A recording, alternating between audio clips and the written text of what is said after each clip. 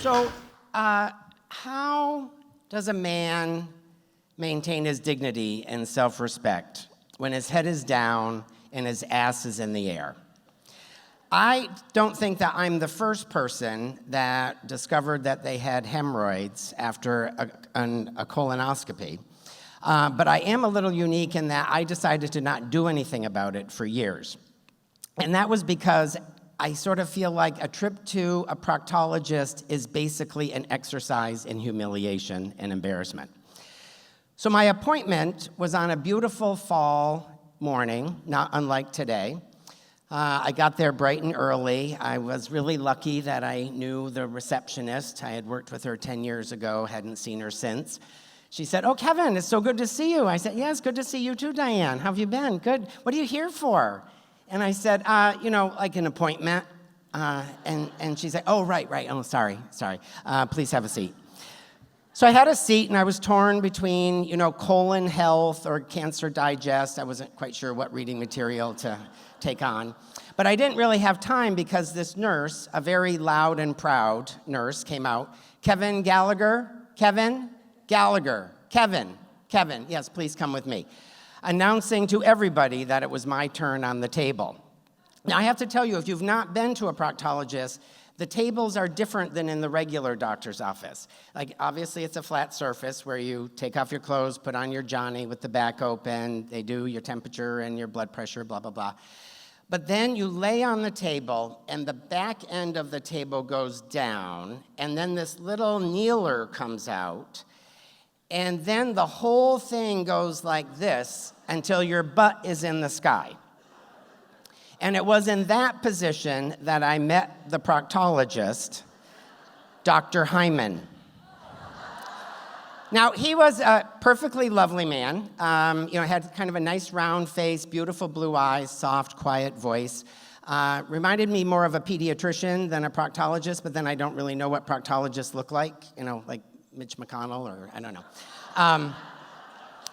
Kevin, I'd like to introduce you to Tracy. Tracy is a medical student who will be joining us today. Hi, Tracy. Welcome. Because at this point, I'm really not in a position to argue. My face isn't even involved in the conversation. So he takes this nice steely anoscope and goes in. "I see you have a couple of hemorrhoids." I said, "Yes, we knew this before I came in, doctor. What are we doing about them?" And I said, "Are you doing surgery?" No, we don't want to do any surgery back here. Too messy. "I'm going to do something called a rubber band ligation." And I thought, okay, I'm kind of curious, but really I just want this day to be over, so do whatever you have to do. And in terms of a procedure, it was both quick and painless.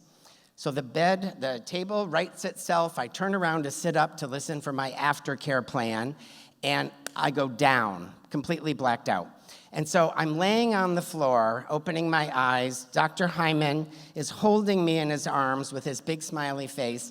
And I kind of look like Jesus on Mary's lap in the Pietà.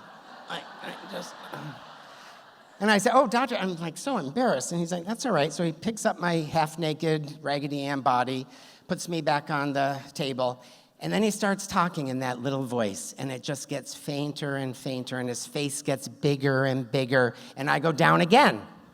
This time I wiped out the medical waste basket, the red one, off the wall, so there was stuff all over the place. But when I woke up and I had the smiler holding me, I said, "It's your face. Your face is making me faint. Get your face out of here." And he left. And so the nurse comes in, and she said, "This happens all the time. It's a vasovagal response." She gets me up. I said, "Well, I don't think that's all of it. I didn't have any food today or last night because I didn't really know what we were doing in here today."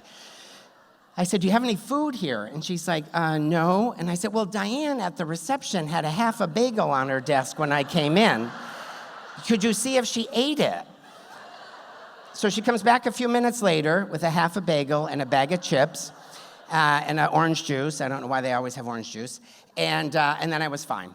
But 2 weeks later, I went in for my follow-up visit, and Dr. Hyman could not have been prouder of his accomplishments. He had to high-five me and tell me that my butt was ready for action again.